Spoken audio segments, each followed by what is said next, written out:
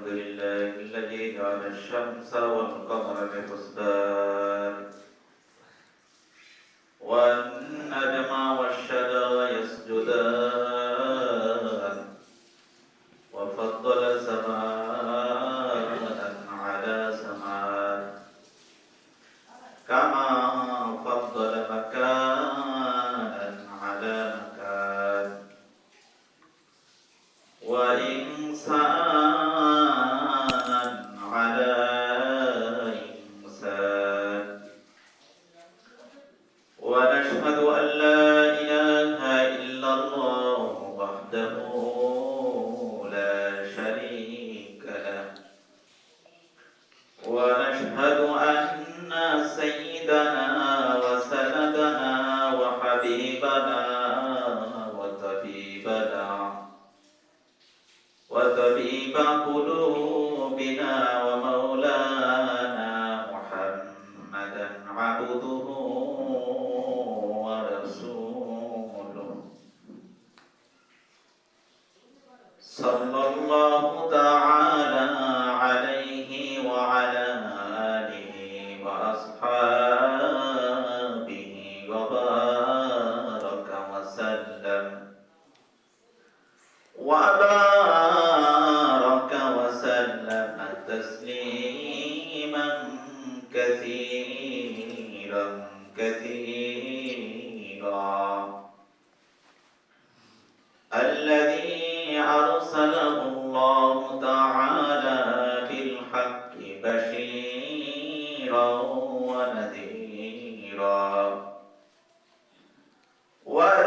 وداعيا إلى الله بإذنه سراجا وقمرا منيرا أما بعد فقد قال الله تبارك وتعالى أعوذ بالله من الشيطان الرجيم بسم الله الرحمن الرحيم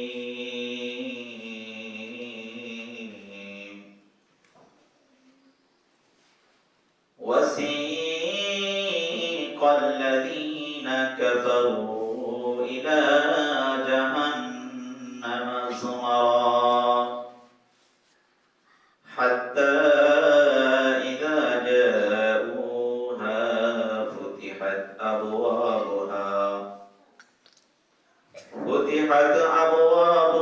وقال لهم خزنتها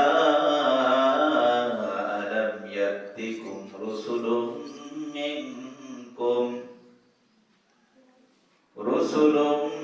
منكم يتلون عليكم آيات ربكم وينذرونكم لقاء يومكم هذا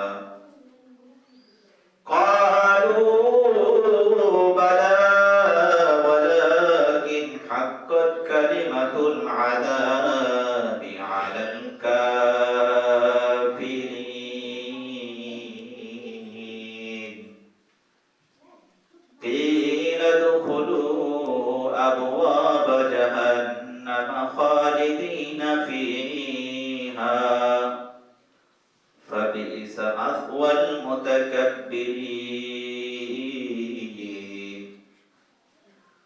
وقال النبي صلى الله عليه وسلم القبر روضة من رياض الجنة أو حفرة من حفر النار أو كما قال عليه الصلاة والسلام وقال تعالى في شان حبيبه إن الله وملائكته يصلون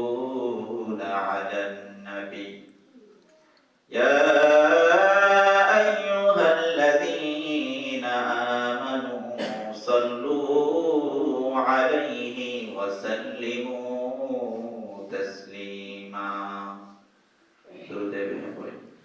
اللهم صل على محمد وعلى آل محمد كما صليت على إبراهيم وعلى آل إبراهيم إنك حميد مجيد اللهم بارك على محمد وعلى آل محمد كما باركت على إبراهيم وعلى آل إبراهيم إنك حميد مجيد الحمد لله আল্লাহ পাক রব্বুল আলামিন দরবারে লাখ কোটি শুকরিয়া যে আল্লাহ তাআলা আমাদেরকে আজকের দিনে গুরুত্বপূর্ণ আমল জুমা নামাজ আদায়ের উদ্দেশ্যে আসার বসার তৌফিক দান করেছেন। আল্লাহ তাআলা অশেষ বড় মেহেরবানি যে আল্লাহ তাআলা আমাদেরকে সুস্থ রেখেছেন, দয়া করে মায়া করে ভালোবেসে তার ঘরে আসার সুযোগ করে দিয়েছেন। এজন্য সেই মহান রব্বে করিম আল্লাহ পাক রব্বুল আলামিন দরবারে শুকরিয়া জ্ঞাপন করে আলহামদুলিল্লাহ আলহামদুলিল্লাহ লক্ষ কোটি দুরূদ ও সালাম সর্বশেষ নবী মুহাম্মদুর রাসূলুল্লাহ সাল্লাল্লাহু আলাইহি ওয়াসাল্লামের প্রতি। আল্লাহ পাক রব্বুল আলামিন আমাদেরকে দুনিয়াতে পাঠিয়েছেন, সমস্ত মাখলুককে আল্লাহ তাআলা পাঠিয়েছেন, তার ভিতর শ্রেষ্ঠ মানুষ শ্রেষ্ঠ হিসেবে পাঠিয়েছেন আল্লাহ তাআলা মানুষকে। জিন এবং মানুষ এই দুই জাতি, দুনিয়ার যত সৃষ্টি আছে আল্লাহ তাআলা সব থেকে শ্রেষ্ঠ জীব হলো এই দুই জাতি। আল্লাহ পাক রব্বুল আলামিন কিয়ামতের ময়দানে দুই জাতির হিসাব নেবেন। এদের জন্য জান্নাত জাহান্নাম যা কিছু আছে সব মানুষ এবং জিন জাতির জন্য। আল্লাহ তাআলা আমাদেরকে যে পাঠিয়েছেন, কেন পাঠিয়েছেন? অনর্থক পাঠিয়েছেন? অনর্থক পাঠান নাই। আল্লাহ তাআলা নিজেই বলেছেন সূরা মুমিনুনের 115 নম্বর আয়াত আল্লাহ তাআলা বলেন আফা হাসিবতুম আন্নামা খালাকনাকুম আবাসাও ওয়া আন্নাকুম ইলাইনা লা তুরজাউন। আল্লাহ তাআলা বলেন তোমরা কি মনে করো যে আমি আল্লাহ তাআলা তোমাদেরকে অনর্থক সৃষ্টি করেছি আর আমার কাছে আসতে হবে না তোমাদের?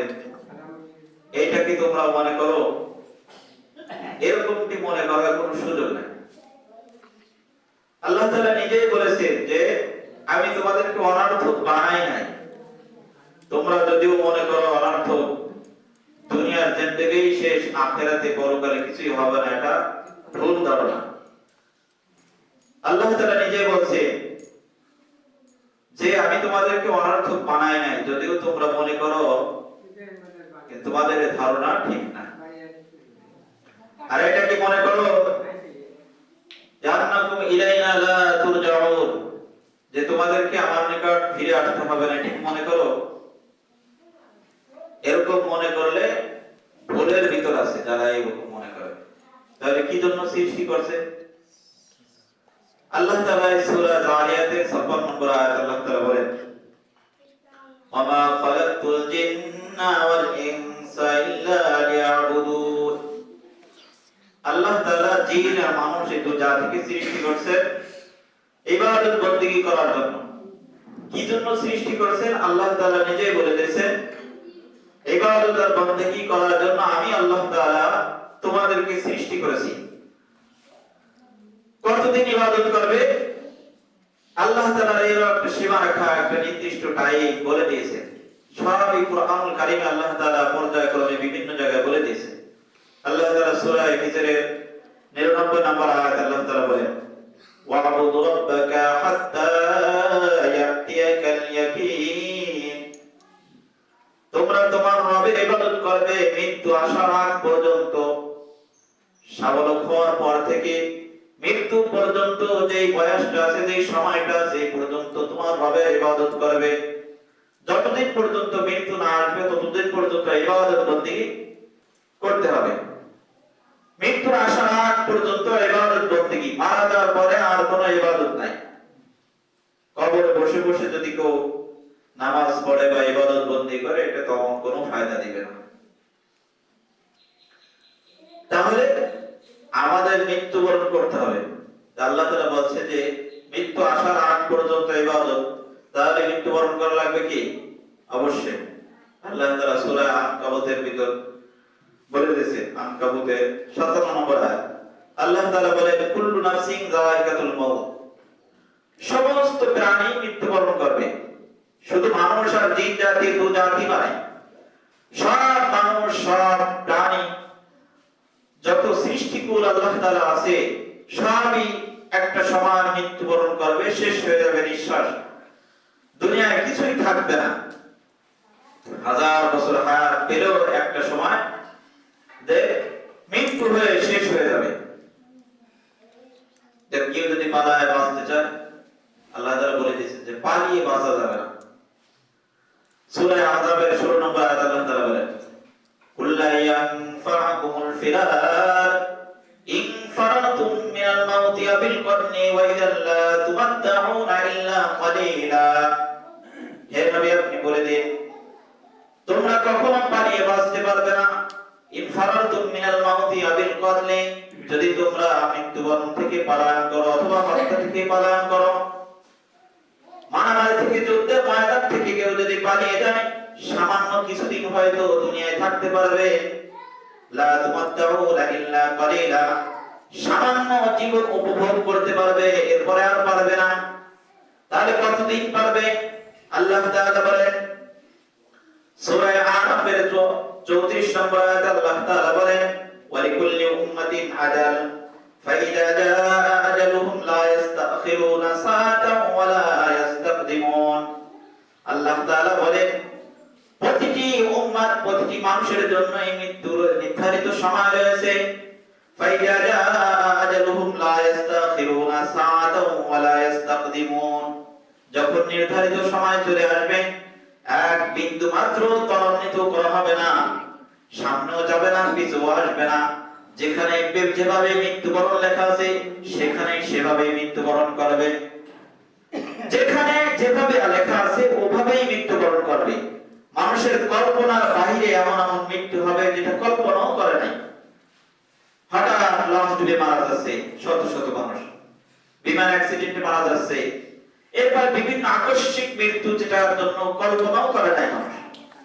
এভাবেই আল্লাহ তাআলা মানুষকে নিয়ে যাবেন। তো পালিয়ে বাঁচা যাবে কিনা? যাবে না। যদি কোথাও এমন হয় যে আমি কোনো অপরাধ করবো না, কোনো ঝামেলার ভিতরে যাবো না, চার দেওয়ালের ভিতরে থাকবো, আর এখানেই ডাক্তার চিকিৎসা করবে, কোনো সমস্যা হবে না, কোনো অ্যাক্সিডেন্টের ভয় নাই, এমন যদি হয়, তাহলে আল্লাহ তাআলা এমনটি নয় যে তার সেখানে আজরাইল পৌঁছাবে না। আজরাইল যেখানে থাকেন সেখানেই পৌঁছায় যাবে। এই সূরা নিসার 78 নম্বর আয়াত আল্লাহ তাআলা বলেন, আইনামা তাকুনু ইউদরিকুমুল মাউত ওয়ালাউ কুনতুম ফি বুরুজিন মুশাইয়াদা। তোমরা যেখানেই থাকো না কেন, মৃত্যু তোমাদের সাথে সাক্ষাৎ করবে, তোমাদের ধরে ফেলবে। ওয়ালাউ কুনতুম ফি বুরুজিন মুশাইয়াদা, যদিও দুর্গের ভিতরে থাকো, প্রাচীরের ভিতর থাকো, এমন প্রাচীর যে মশা মাছিও ঢুকতে পারে না, এমন জায়গা তৈরি করে নিয়েছে। তারপরও আজরাইল আলাইহিস সালাতু ওয়াস সালাম সেখানে ঢুকে যাবে, সাক্ষাৎ করবে। আজরাইল ঢোকার জন্য কোনো ছিদ্র বা কোনো এমন জায়গা লাগে না যেখানে সে ঢুকতে পারবে। ডিমের ভিতর বাচ্চা আগে হওয়ার পরে ডিম ভাঙে না? ডিমকে আগে ভাঙে নাকি বাচ্চা আগে হয়ে তারপর ডিম ভাঙে? আর বাচ্চা হওয়ার পরে তারপর ডিমটা আস্তে আস্তে ঠুক ঠুক করে ওর ঠোঁট দিয়ে আস্তে আস্তে ভাঙে। তাহলে এই রূপটা ঢুকলো কিভাবে এর ভিতর? ডিমের কোন ছিদ্র আছে? ঢুকলো কিভাবে? রূপ যেরকম ঢুকে যেতে পারে ওরকম ভাবে বের করার জন্য আজরাইল যে কোনো জায়গায় ঢুকতে পারবে। একটা বেগুন চতুর্দিক দিয়ে সব জায়গায় কোনো ছিদ্র নাই, ভিতরে পোকা। আম গাছে আম সুন্দর দেখা যাইতেছে, কোনো ছিদ্র নাই, ভিতরে পোকা। ভিতরে পোকা হওয়ার কারণে ওখানে তো রূপ যাওয়া আছে। রূপ না গেলে, আত্মা না গেলে ওই পোকটা তৈরি হতে পারে না, সেখানে ওই পোক নড়াচড়া করতে পারে না। রূপ হলো এমন জিনিস যার ভিতর দেখবে সে নড়াচড়া করবে, চলবে, এমন। এরকম অনেক জিনিস আছে যার কোনো ছিদ্র নাই, সেখানে রূপ ঢুকতেছে। তাহলে রূপ সেখানে ঢুকতে পারলে আজরাইল ঢুকে সেখান থেকে বের করতে পারবে। সে কথা আল্লাহ তাআলা বলেন, জাইনামা ইউদরিকুমুল মাউত ওয়ালাউ কুনতুম ফি বুরুজিন মুশাইয়াদা। তুমি যেখানেই থাকো সেখানে মৃত্যু সাক্ষাৎ করবে তোমার সাথে, কোনো সন্দেহ নাই। আল্লাহ তাআলা কুরআনুল কারীম অন্যত্র বলেন, কুল ইন্নাল মাউতাল্লাযী তাফিরুনা মিনহু ফাইন্নাহু মুলাকীকুম সুম্মা তুরাদ্দুনা ইলা আলিমিল গায়বি ওয়াশ শাহাদা ফায়ুনাব্বিউকুম বিমা কুনতুম তা'মালুন। কুল ইন্নাল মাউতাল্লাযী তাফিরুনা মিনহু, এ নবী আপনি বলে দিন, ইন্নাল মাউতাল্লাযী তাফিরুনা, যে মৃত্যুর ভয়ে তোমরা পলায়ন করতেছো, মৃত্যুর ভয়ে যুদ্ধের ময়দানে যাইতে চাও না, মৃত্যুর ভয়ে বিভিন্ন জায়গায় যাইতে চাও না, মৃত্যুর ভয়ে ডাক্তার ডাকো, মৃত্যুবরণ কেউ করতে চায় না। আল্লাহ তাআলা বলেন, ফাইন্নাহু মুলাকীকুম, মৃত্যু তোমাদের সাথে অবশ্যই সাক্ষাৎ করবে, তোমার খুঁজে নেওয়া লাগবে না, মৃত্যু তোমাকে খুঁজে নেবে। আজরাইল আলাইহিস সালাতু ওয়াস সালাম তোমাকে খোঁজ করে বের করবে। তুমি কোথায় আছো, যেখানেই থাকো না কেন, বাংলাদেশে যদি মৃত্যু থাকে অন্য দেশের কোন লোকের, সেই লোক এদেশে চলে আসবে যে কোনো ভাবে। আমাদের দেশের কোন লোকের যদি আমেরিকায় মৃত্যু থাকে, যে কোনো ভাবে সেখানে চলে যাবে। যেখানে মৃত্যু থাকবে সেখানেই চলে যাবে। বিমানের ভিতরে যদি মৃত্যু থাকে সেই বিমানের ভিতরে সে যাবে। লঞ্চ স্টিমারের ভিতরে যদি মৃত্যু লেখা থাকে সেখানে এসে পৌঁছায় যাবে, আর দেখা যাবে সেখানে হয়তো কোনো দুর্ঘটনা ঘটার কারণে সেখানে মৃত্যুবরণ করছে। সুম্মা তুরাদ্দুনা ইলা আলিমিল গায়বি ওয়াশ শাহাদা, এরপর আল্লাহ তাআলার সাথে তোমাদের সাক্ষাৎ করতে হবে। এমন রাত যে রাত তোমার প্রকাশ্য জিনিসও দেখে আর অপ্রকাশ্য যেটা করেছে সেটাও দেখে। প্রকাশ্যে মানুষের সামনে যে ইবাদতবন্দি করেছে, যে গুনাহগুলো করেছে, এটা আল্লাহ তাআলা দেখে। রাতের অন্ধকারে কেউ দেখে না, একা একা গুনাহ করছেন, এটা আল্লাহ তাআলা দেখে। আল্লাহ তাআলা বলেন, আলিমুল গায়বি ওয়াশ শাহাদা, শাহাদা অর্থাৎ মানুষের সামনে যেটা করে এটাও দেখে, আর গায়ব অদৃশ্যের ভিতর যেখানে অদৃশ্য বসে অর্থাৎ অনুপস্থিতিতে, অন্য লোকের অনুপস্থিতিতে নিজে একা একা গোপনে যেটা করে এটাও দেখে। আল্লাহ তাআলার চোখের আড়ালে কেউ নয়, সব আল্লাহ তাআলার চোখের দৃষ্টির সীমার ভিতরে। সিসি ক্যামেরা আছে, সিসি ক্যামেরা ওই গন্ডির ভিতর যারাই আসে সবার ছবি উঠে, স্যাটেলাইট কত উপর থেকে মানুষের ছবি তুলতেছে। তো আল্লাহ তাআলা মানুষের সামান্য জ্ঞান দিয়েছে, তাই দিয়ে এত কিছু তৈরি করছে। আর আল্লাহ তাআলা তার কত জ্ঞানের অধিকারী। আল্লাহ তাআলা ওখান থেকে তাকায় আছে, সব আল্লাহ তাআলার দৃষ্টির ভিতরে, কেউ দৃষ্টির বাইরে না।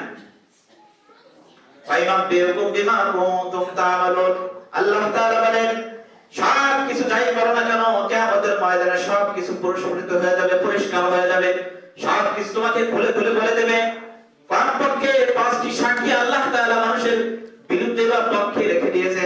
নেক আমল করলে সাক্ষী দেবে পক্ষে, আর বদ আমল করলে গুনাহ আমল করলে, খারাপ কাজ করলে তার বিরুদ্ধে সাক্ষী দেবে।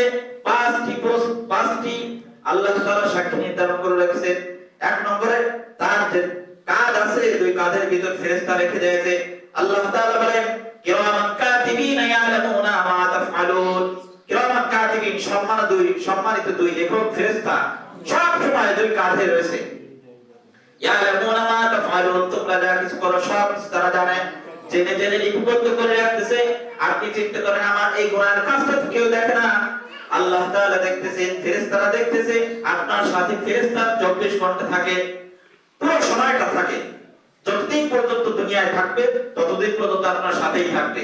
যখন আপনি ইন্তেকাল করে যাবেন, ওই খাতাটা বন্ধ করে নিয়ে আল্লাহ তাআলার নির্দিষ্ট জায়গা আছে সেখানে জমা দিয়ে দেবেন। যতদিন পর্যন্ত থাকে আপনার সাথে অন্য কেউ নয়, অন্য কোনো লোক দেখতেছে না, কিন্তু ফেরেশতা যে আছে এটা খেয়াল করা দরকার। ফেরেশতা সব সময় থাকে। আপনি যে জমিনে বসে অপরাধ করতেছেন, জমিন সাক্ষী দেবে কিয়ামতের ময়দানে। যেখানে বসেই অপরাধ করেন সেখানেই জমিন আছে, এমন কোন জায়গা নাই পৃথিবীতে জমিন ছাড়া। অনেকে চিন্তা করে যে আমি যদি বিমানে বসে ঘোরা করি, ওই বিমানের ওই সূর্যের নিচে কি আছে? জমিন আছে। ওই যে জমিন সাগরের উপর দিয়েও তো যায়, তো সাগরের নিচে কি আছে? জমি আছে, মাটি আছে। তো মাটি জমিন থেকে আপনার এড়ানোর কোনো সুযোগ নাই।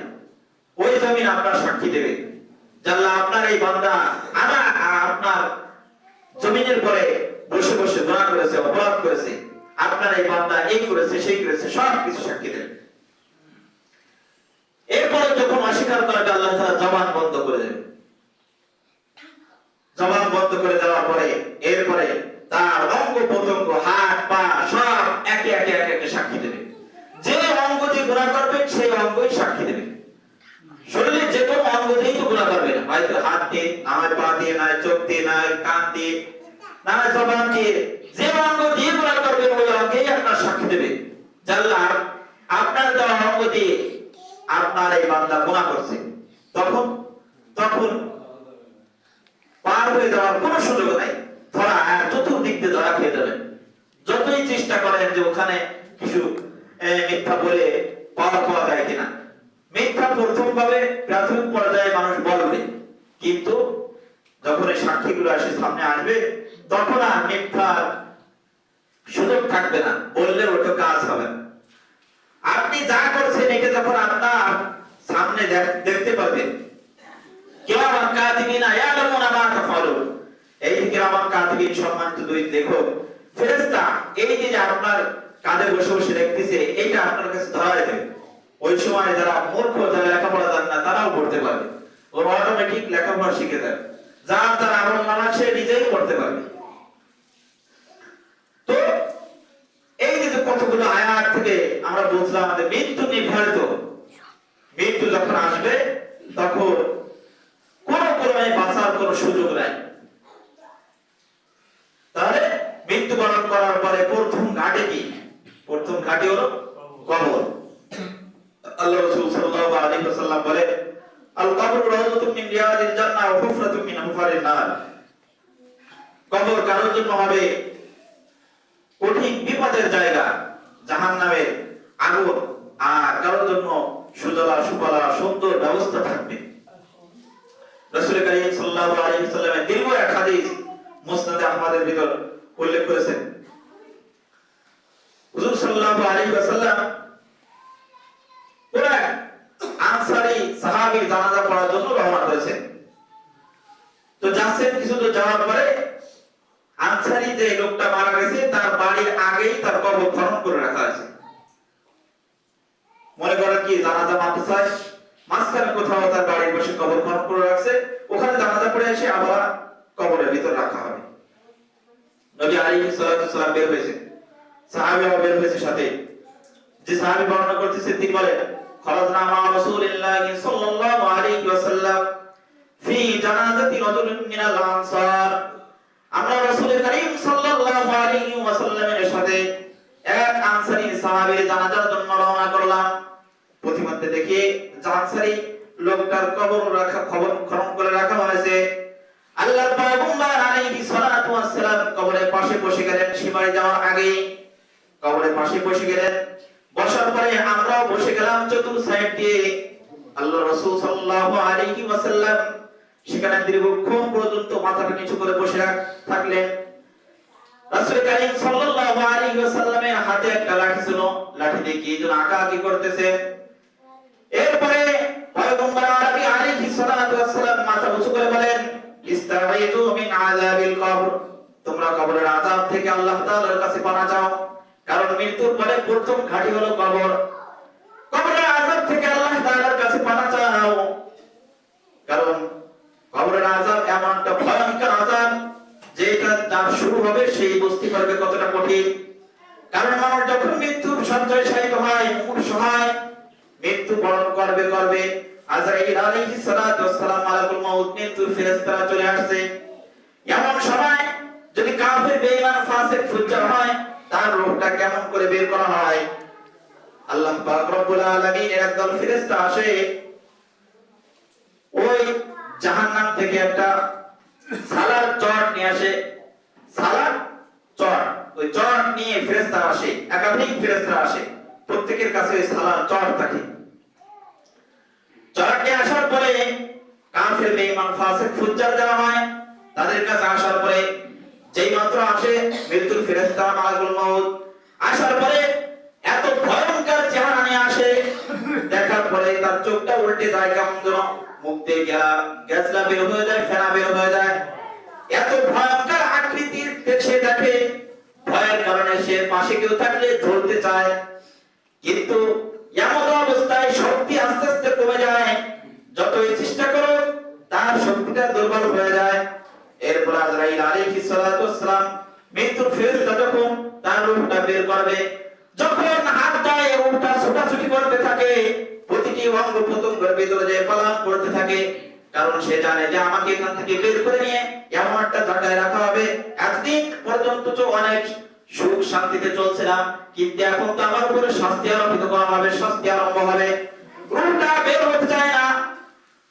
মালাকুল মউত যখন তার বুকের উপরে হাত দেয়, হাত দেওয়ার পরে যখন রূহটা ধরে টান মারে, প্রতিটি অঙ্গ প্রত্যঙ্গ থেকে, প্রতিটি অঙ্গ প্রত্যঙ্গে বর্ষি লাগায় টান দিয়ে যেরকম কষ্ট হয়, তার থেকে হাজার হাজার গুণ কষ্ট হবে কাফের বেঈমান ফাসিক ফুজ্জার যারা হবে, এদের রূহটা যখন টান দিবে, এরকম ভাবে টান দিয়ে যখন বের হবে, প্রতিটি শিরাগুলো মনে হয় ছিঁড়ে যায়, এত কষ্টের সাথে বের করে নিয়ে যায়।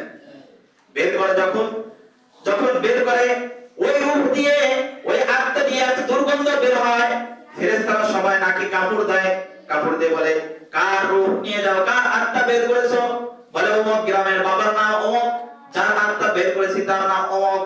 এরপর নিয়ে যখন রওনা করে, প্রথম আসমানের ভিতরে যে ফেরেশতাগুলো আছে তারা ডাক দিয়ে বলে, ও মালাকুল মউত ভাই, কার রূহ নিয়ে যাও? দুর্গন্ধে তো টিকা যায় না, আমরা চিন্তা করতে পারি হয়তো আমরা তো দুর্গন্ধ টের পাই না, ফেরেশতারা টের পায়।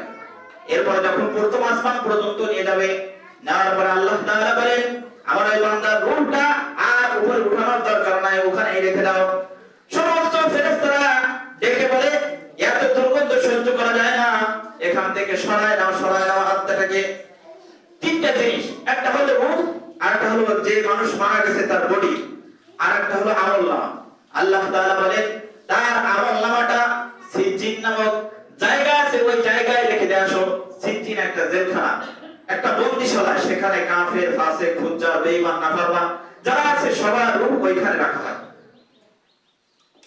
পয়গম্বর আরবী আলাইহিস সালাতু ওয়াস সালাম হাদিস বর্ণনা করতেছেন, এরপর ওই ব্যক্তিকে যখন কবরের ভিতরে রাখা হয়, কবরের ভিতরে রাখার পরে ওই আত্মাটা আবার কবরের ভিতরে এনে দেওয়া হয়। দেওয়ার পরে দুইজন ফেরেশতা ভয়ঙ্কর আকৃতিতে কবরের ভিতরে আসে। কবরের ভিতরে আসার পরে ফায়ুজলিসানিহি, তাকে তারা দুইজন বসায় ওখান থেকে। ওই আত্মাটা যখন ভিতরে যায়, সে আবার স্বাভাবিক হয়ে যায়, ওখান থেকে বসে। বসার পরে দেখে ভয়ঙ্কর আকৃতির দুই ফেরেশতা দাঁড়ায় আছে। ফেরেশতা তো সে বোঝে না, মাথা থেকে পা পর্যন্ত চোখগুলো ভিন্ন রকমের, দেখলেই ভয়ঙ্কর মনে হয়। এমন ফেরেশতা দেখার পরে তাকে যখন জিজ্ঞেস করে, মারো রাখতো তোমার রব কে? বলে লা আদরি, হা হা লা আদরি, হা হা বলে আমি জানি না। এই কথা বলে আমার দিন, তোমার ধর্ম কি ছিল দুনিয়ায়, তোমার ধর্ম কি ছিল? বলে লা আদরি, আমি জানি না। আমার হাদার রাসূলুল্লাহি বুইসা ফীকুম, এই ব্যক্তিকে তুমি তাকে ছেড়ো কিনা? পয়গম্বর আরবী আলাইহিস সালাতু ওয়াস সালামের চেহারা মোবারক তার সামনে ধরে। সে তো জীবনে কোনো সুন্নাতের পরে চলে নাই, মুখে দাড়িও রাখে নাই, নামাজও পড়ে নাই, সুন্নাতের পরে চলেও নাই। যারা সুন্নাতের পরে চলছে তাদের কারো তিরস্কার করছে, কি বলে কত যে অপরাধ। বলে যে হুজুররা কি জামা যদি লম্বা করে, ও যে কি হুজুররা এই জামার দাম বাড়ায় দিয়েছে, সিটির দাম বাড়ায় দিয়েছে। আবার যদি খাটু বলে কি বলবে, ও যে টেডি হুজুর। রাস্তা দিয়ে জোরে হাঁটলে বলে যে মনে হয় কোন জায়গায় দাওয়াত আছে, আস্তে হাঁটলে কবে যে খাওয়া বেশি হয়ে গেছে নাকি হুজুর। কোন ভাই দাওয়াত খেতে দিয়ে যদি বলে যে ভাই খাবো না, একটু কম খাই, বলছে অন্য জায়গায় দাওয়াত আছে নাকি, কম খাচ্ছেন কেন? বেশি খাইলে কবে যে বেশি খাবার ফ্রি পায়, দেখেন হুজুর কি খাচ্ছে, মানে দোষের কোনো শেষ নাই। এই যে এরকম তিরস্কার করে, ওলামায়ে কেরামকে তিরস্কার করলে ঈমান থাকে না, ঈমান নেটাটা নিয়েছে। যাই হোক, এরকম ভাবে যখন তাকে বসানো হবে। আল্লাহ পাক রব্বুল আলামিন ডাক দিয়ে বলে, এই ফেরেশতারা আর কিছু জিজ্ঞাসা করার প্রয়োজন নাই, আমার ওই বান্দার কবরের ভিতর আফরিশু লাহু মিনান নার, তার কবরের ভিতর জাহান্নামের বিছনা বিছায় দাও। আলবিসু লাহু মিনান নার, জাহান্নাম থেকে একটা পোশাক এনে তাকে পরায় দাও। ওয়াফতাহু লাহু বাবাম মিনান নার, এবং জাহান্নামের দরজাগুলো থেকে একটা দরজা তার দিকে খুলে দাও। দরজা যখন খোলা হবে তখন এত প্রচন্ড তার ভিতরে ঢুকতে থাকবে। এক হাদিসে আছে বেনামাজির কবরের ভিতর 5টি শাস্তি দেওয়া হবে, 5 প্রকারের শাস্তি হবে। 1 নম্বর শাস্তি হলো প্রথমেই এটাকে মাটি দিয়ে এমন জোরে চাপ দেওয়া হবে, একটা হাড়ি আর একটা হাড়ির ভিতর ঢুকে যাচ্ছে, কড়কড় কড়কড় শব্দ হবে। এই যে পাথরের হাড়গুলো একটা আরেকটা ভিতর ঢুকে যাবে, 1 নম্বর শাস্তি হলো এটা। 2 নম্বর শাস্তি হলো তার কবরের ভিতর আগুন দিয়ে ভরপুর করে দেওয়া হবে। ডানে তাকাবে আগুন, বামে তাকাবে আগুন, উপরে আগুন থাকবে, নিচেও আগুন থাকবে, চতুর্থ সাইডে আগুন জ্বলতে থাকবে, তাপ বাড়িতে থাকবে। 3 নম্বর হলো তার কবরের ভিতর সাপ দিয়ে ভরে দেওয়া হবে। 70 থেকে 99টি সাপ ওই কবরের ভিতর তাকে দংশন করতে থাকবে, এমন ভাবে দংশন করবে দুনিয়ার কোনো সাপ নাই। ওই সাপের যদি 1 ফোঁটা বিষ দুনিয়ার ভিতর ফেলে দেওয়া হতো, যেখানে পড়তো কিয়ামত পর্যন্ত ওখানে বিষের কারণে কোনো ঘাস উৎপাদিত হতো না, এত ভয়ঙ্কর বিষ থাকবে। অনেকে চিন্তা করে কই আমরা তো কত কাফেরের কবর ভেঙে যায়, তা দেখিত না যে শাস্তি, এটা মানুষ দুনিয়ার চোখ দিয়ে এক চোখ দিয়ে দেখতে পারবে না। পয়গম্বর আরবী আলাইহিস সালাতু ওয়াস সালাম বলেন, যদি কোনো ব্যক্তি কবরের আযাব দেখতো তাহলে তার কোনো ভাইকে নিয়ে কবরের ভিতর নামতো না। আযাব যদি কিঞ্চিত পরিমাণ কেউ দেখতে পেত, কেউ কবরে কোনো ব্যক্তিকে রাখার জন্য নামতো না। এজন্য এটা হলো পরকালীন বিষয়, এটা আল্লাহ তাআলা যা শাস্তি দিবেন এটা দুনিয়ার কোনো মানুষ দেখতে পারবে না। এরপরে একজন ফেরেশতাকে আনা হবে, এসে আগুনের লাঠি দিয়ে তাকে ওই অবস্থায় পিটাইতে থাকবে। ফজরের সময় পিটাবে, যোহরের সময় পিটাবে, নির্ধারিত প্রত্যেক 5 ওয়াক্ত নামাজের সময় তাকে আগুনের লাঠি দিয়ে পিটাতে থাকবে, মারতে থাকবে, আর বলতে থাকবে মুয়াজ্জিন এত সুন্দর কণ্ঠে তোমাকে ডাক দিল, হাইয়া আলাস সালাহ, আসুন আমাদের জন্য, হাইয়া আলাস সালাহ, আসুন আমাদের জন্য। এরপরের বাক্য হলো হাইয়া আলাল ফালাহ, আসুন কল্যাণের জন্য। তার কারণ নামাজ যদি কোনো ব্যক্তি পড়ে তাহলে সে কল্যাণ নিয়ে বাড়ি যাবে। মসজিদে যখন আসে তখন মসজিদে রহমত বর্ষণ হয়। আল্লাহ পাক রব্বুল আলামিন অসংখ্য অগণিত রহমত কাবা শরীফের উপরে সবসময় বর্ষণ করতে থাকে। ওখান থেকে পুরো পৃথিবীতে যত মসজিদ আছে সব মসজিদের উপরে রহমতগুলো বন্টন করে দেওয়া হয়। এই মসজিদে যারা আসবে রহমত প্রাপ্ত হয়ে এই রহমত নিয়ে বাড়ি যাবে, বাড়িতেও শান্তি বর্ষণ হবে রহমত হওয়ার কারণে, রহমত নিয়ে যাওয়ার কারণে। এজন্য মসজিদের উপর রহমত হয়। দেখবেন যে মানুষ মসজিদে আসলে ঘুমায়, এমনি ট্যাবলেট খেয়ে ঘুম আসে না, তাই বোঝা গেল এরকম মসজিদে কি রহমত বর্ষণ হতে থাকে। এজন্য মসজিদে আসা, নামাজ পড়ে, সব আলোচনা সব বিশ্বাস হবে মৃত্যুর পরে। ওই সময় বলতে পারবেন না যে হুজুর আমরা জানি না, আরো দীর্ঘ আলোচনা হাদিসে এক অংশ হয়েছে, আর এক অংশ পরে বলা হবে ইনশাআল্লাহ। যে কথাগুলো বললাম আল্লাহ তাআলা সকলকে আমল করার তৌফিক দান করুন। আমিন ওয়া আখিরু দাওয়ানা আলহামদুলিল্লাহি রাব্বিল আলামিন।